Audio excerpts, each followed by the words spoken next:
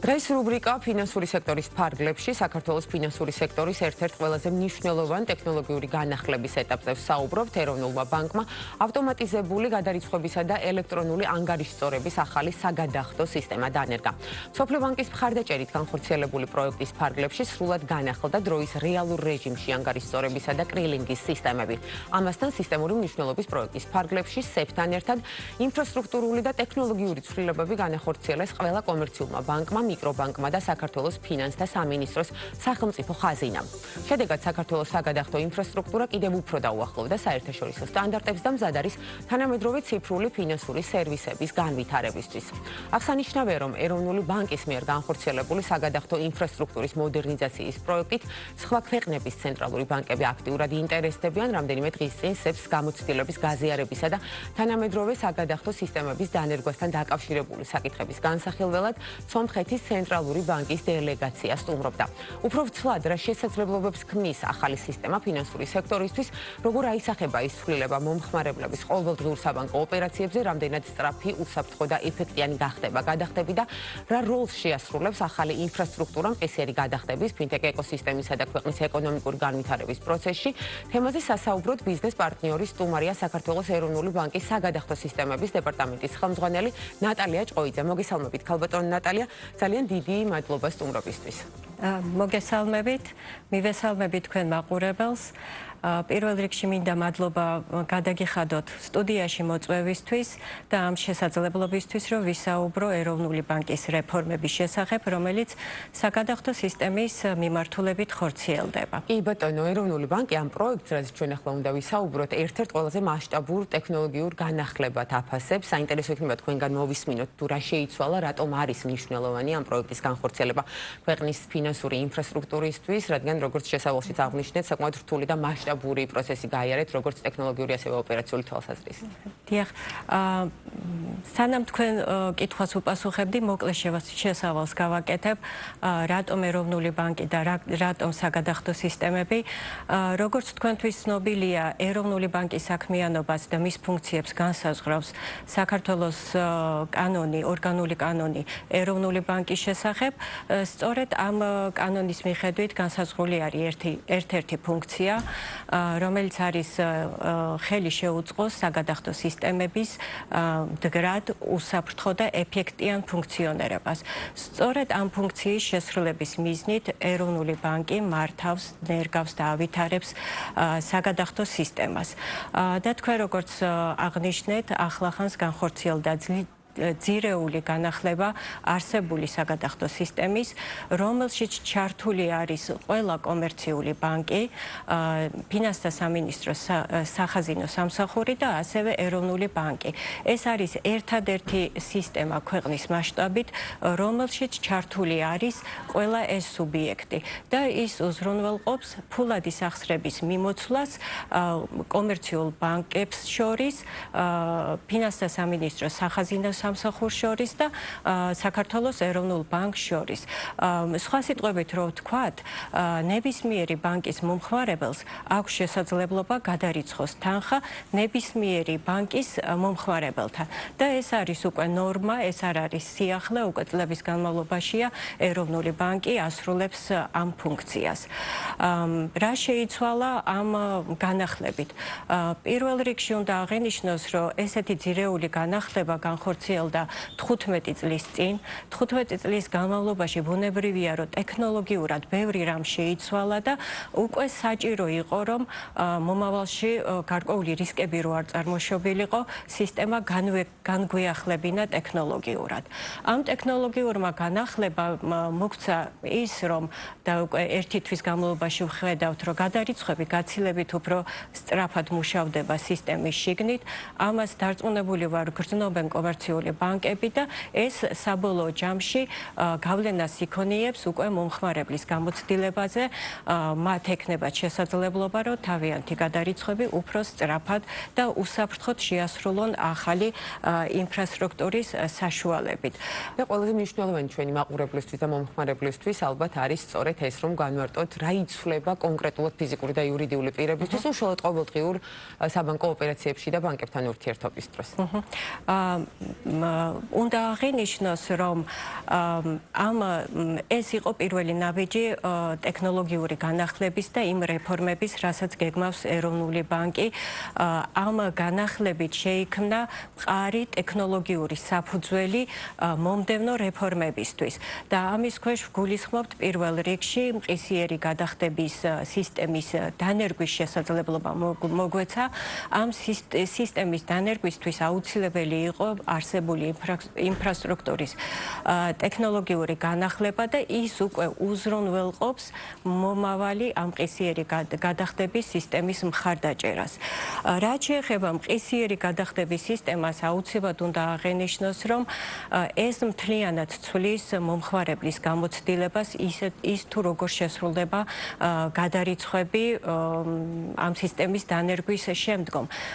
გადარიცხვა შესრულდება რამდენიმე წამის განმავლობაში მისი ინიცირებიდან მიმღების ანგარიშზე ასახვამდე და უკან გადამხდელი იღებს შეტყობინებას, რომ ეს თანხა უკვე მისული არის ადრესატამდე. ეს არის ძირითადი ცვლილება, რასაც ჩვენ ამ რეფორმების შედეგად ველით. სისწრაფე, საიმედოობა და უსაფრთხოება არის ალბათ ის მთავარი ბენეფიტი, რასაც რიგითი მომხმარებლები, როგორც ფიზიკური, ასევე იურიდიული პირები მიიღებენ ამ სიახლისგან. პროექტი განხორციელდა მსოფლიო ბანკის მხარდაჭერით. მოდით ახლა ვისაუბროთ თუ რამდენად მნიშვნელოვანია საერთაშორისო პარტნიორების ჩართულობა მსგავსი მასშტაბის პროექტის განხორციელებაში. დიახ, მსოფლიო ბანკი ჩვენ მხარდაჭერას გვიწევდა როგორც უკვე განხორციელებულ პროექტში, ასევე მყისიერი გადახდების სისტემის დანერგვის ფარგლებშიც. ჩართული არიან საერთაშორისო დონის ექსპერტები საგადახდო სფეროში და ჩვენ ყოველდღიურად გვაქვს შესაძლებლობა გავიზიაროთ საერთაშორისო გამოცდილება და ის გადმოვიტანოთ ჩვენ სისტემებში. შესაბამისად, ჩვენ სისტემებში უკვე დავნერგეთ ისეთი შესაძლებლობები, რომ მომავალში სხვა ქვეყნების სისტემებთან ინტეგრაცია უფრო მარტივი გაგვიხდეს. და ეს არის უკვე ჩვენი მომდევნო რეფორმები, რომლებსაც უკვე შემდგომ ეტაპებზე უფრო დეტალურად გვექნება შესაძლებლობა ვისაუბროთ თქვენთან და სხვა ეთერებში. საკმაოდ მნიშვნელოვანი სამუშაოს პირობებში ალბათ დგას გამოწვევების და ციფრული ტრანსფორმაციის პირობებში ალბათ გარდაუვალია გამოწვევების გარეშე ფონს გასვლა. სწორედ ამ გამოწვევებზე ვისაუბროთ ახლა ყველაზე მეტად ვთქვათ პრობლემური საკითხები რა ისახება. პირველ რიგში სწორედ ამ პროექტების მასშტაბიდან გამომდინარე გამოწვევები ბევრია, როგორც ეროვნული ბანკის მხრიდან, ვინაიდან პროექტის წარმატებით დანერგვისთვის დიდი რესურსი უნდა იყოს ჩადებული ამ სისტემის ტესტირების პროცესში და კიდევ უფრო რთულს ხდის ეს ამ პროექტს ის, რომ ჩართული არის ბევრი სხვა სუბიექტი. სულ მცირე 17 კომერციული ბანკი, 2 მიკრობანკი, სახელმწიფო ხაზინა და თავად ეროვნული ბანკი.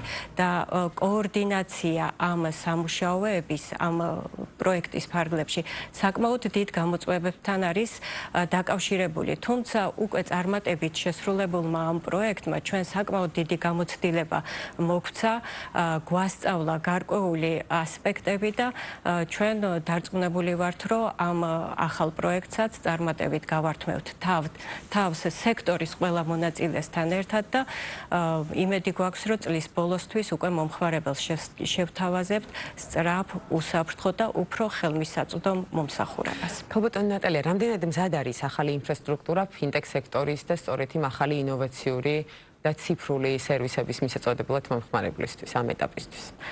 მართალი რომ გითხრათ, სექტორი ელოდება ამ საგადახდო სისტემას. ისინი აქტიურად არიან ჩართული დისკუსიებში, ესწრებიან ჩვენ პრეზენტაციებს და ამ ეტაპზე ჩვენ ვხედავთ ძალიან დიდ ინტერესს ზუსტად ფინტექ სექტორიდან.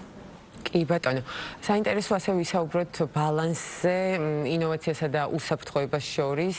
კიბერუსაფრთხოება არის ერთ-ერთი უმნიშვნელოვანესი საკითხი ციფრულ სამყაროში. ამ მიმართულებით ვთქვათ, რა სამუშაოებია გაწეული?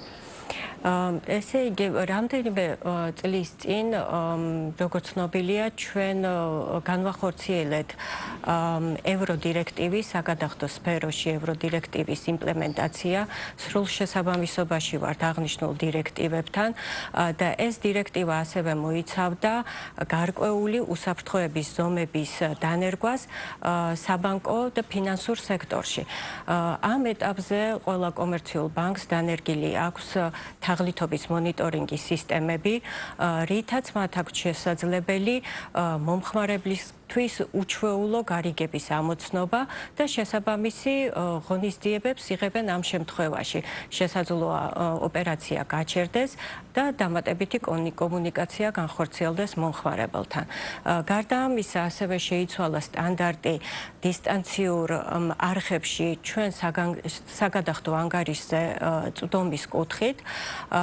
აქაც გარკვეული მოთხოვნები დაწესდა კომერციული ბანკების მიმართ და ამ ხრივ ფიქრობ ჩვენ უკვე მზად ვართ ამ მყისიერი გადახდების სისტემის მიწოდებისთვის, სექტორისთვის, თუმცა როგორც ვითით, რომ ამ ტექნოლოგიებთან ერთად და დაცვის მექანიზმებთან ერთად თაღლითებიც ვითარდებიან და ახალი სცენარები შემოაქვთ მომხმარებლის მოსატყუებლად, ამიტომ ძალიან მნიშვნელოვანია ასევე მომხმარებლის ცნობიერების ამაღლებაც და ამ ხრივაც გარკვეული სამუშაოების განხორციელება იქნება საჭირო. სისტემის დაცულობისა და მდგრადობისთვის, ანუ კომპლექსური მიდგომა არის თქვენი არჩევანი ამ შემთხვევაში. თქვენ არაერთხელ ახსენეთ მყისიერი გადახდები, რომლის დანერგვისთვისაც ემზადება ქვეყანა აქტიურად. RTGS-ის პროექტი არის ერთ-ერთი ფუნდამენტური წინაპირობა, როგორც აღნიშნეთ. როდისთვის განიხილავთ, რომ უკვე ხელმისაწვდომი იქნება მყისიერი გადახდების სისტემის დასრულება? ჩვენი გეგმის მიხედვით, ანუ მიზანია, რომ წლის ბოლოსთვის უკვე მომხმარებლისთვის ხელმისაწვდომი იყოს მყისიერი გადახდები.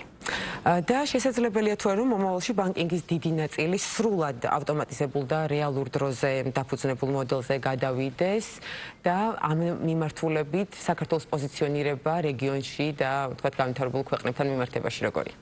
თუ დავაკვირდებით იმ ქვეყნებს, სადაც მყისიერი გადახდები უკვე რამდენიმე წელია არსებობს, იქ ვხედავთ ტენდენციას, რომ თავდაპირველ ეტაპზე ძირითადად ხორციელდებოდა ფიზიკურ პირებს შორის გადარიცხვები, თუმცა შემდგომ ეტაპზე უკვე ბიზნესის დიდი ნაწილიც გადაერთო მყისიერი გადახდების განხორციელებაზე და ჩვენც იგივე მოლოდინი გვაქვს, რომ ამით ისარგებლებენ და სარგებელს მიიღებენ არა მხოლოდ ფიზიკური პირები, ასევე იურიდიული პირები, განსაკუთრებით კი სავაჭრო ობიექტები, რომლებთაც შესაძლებლობა ექნებათ, რომ ალტერნატიული მეთოდით მიიღონ თანხები ბარათების პარალელურად. რეგიონში საგადახდო ინფრასტრუქტურის მოდერნიზების თვალსაზრისით ერთ-ერთი მოწინავეა საქართველო და ამას მოწმობს ალბათ ისიც, რომ არაერთი ქვეყნის ცენტრალური ბანკი გამოხატავს ინტერესს გამოცდილების გაზიარებისთვის. ჩვენ ვახსენეთ, რომ სომხეთის დელეგაცია სტუმრობს ჩვენს ქვეყანას. ამ მიმართულებით რამდენი სამაგალითოა საქართველო რეგიონისთვის? ჩვენთვის ძალიან სასიამოვნოა, რომ მეზობელი ქვეყნიდან გვეწვივნენ და იზიარებენ ჩვენ გამოცდილებას წარმატებულად განხორციელებული პროექტის შესახებ. რა თქმა უნდა, ესეთი თანამშრომლებები ქონდა ჩვენ წინა ეტაპებზეც და არაერთი ქვეყნის ცენტრალური ბანკის წარმომადგენლები სტუმრობდნენ ჩვენ და ვფიქრობ, ეს უფრო გააღრმავებს ქვეყნებს შორის ინფრასტრუქტურების დაახლოებას და მათ ინტეროპერაბელობას. რაც შეეხება რეგიონული ციფრული საგადახდო ჰაბის ფუნქციის შეთავსება ჩვენი ქვეყნისთვის რამდენად რეალურია? ცით არ არის გამორიცხული. რა თქმა უნდა, ჩვენი სამომავლო გეგმები არის, როდესაც დავნერგავთ და გავმართავთ ლოკალურად ინფრასტრუქტურას, სამომავლო გეგმა არის სხვა ქვეყნების ინფრასტრუქტურებთან ინტეგრაცია, რაც ხელს შეუწყობს უკვე ტრანსსაზღვრო გადარიცხვების განხორციელებას, მათ ხელმისაწვდომობის გაზრდას და დაჩქარებას. კი ბატონო, სამომავლო გეგმები გრძელვადიანად გასაგებია. მოკლევადი ამ პერიოდში რა იქნება ის შემდეგი ნაბიჯები, რასაც ეროვნული ბანკი სწორედ საგადახდო სისტემებისა და ფინანსური ტექნოლოგიების განვითარების კუთხით გეგმავს და რაც თქვათ ჩვენი მომხმარებლისთვის იქნება ხალხმისაწვდომი. კი, რეფორმები დაგეგმილი არის რამდენიმე მიმართულებით, მათ შორის მოკლე პერიოდში ჩვენ ერთ-ერთ სასიამოვნო სიახლეს გაგაცნობთ. ეს ეხება საგადახდო მომსახურების პირობების და ტარიფების გამჭვირვალობის შესახებ, უпростоრად ხელმისაწვდომობის გაზრდის შესახებ გვაქვს ერთ-ერთი პროექტი, რომელიც მომხმარებელს საშუალებას მისცემს ერთ სივრცეში გაეცნოს ყველა კომერციული ბანკის ტარიფებს და გააკეთოს მისთვის სასურველი არჩევანი. ამაზე ალბათ უფრო მომავალში, უფრო დეტალურად გაგიზიარებთ აღნიშნული შესახებ ინფორმაციას. ინფორმირებული არჩევანის შესაძლებლობას აძლევთ ანუ მეტად მომხმარებელს. კი ბატონო, ძალიან დიდი მადლობა ქალბატონ ნატალია სტუმრობისთვის, საინტერესო საუბრისთვის. საქართველოს ეროვნული ბანკის საგადახდო სისტემების დეპარტამენტის ხელმძღვანელი ნატალია ჭყოიძე იყო ჩვენი სტუმარი.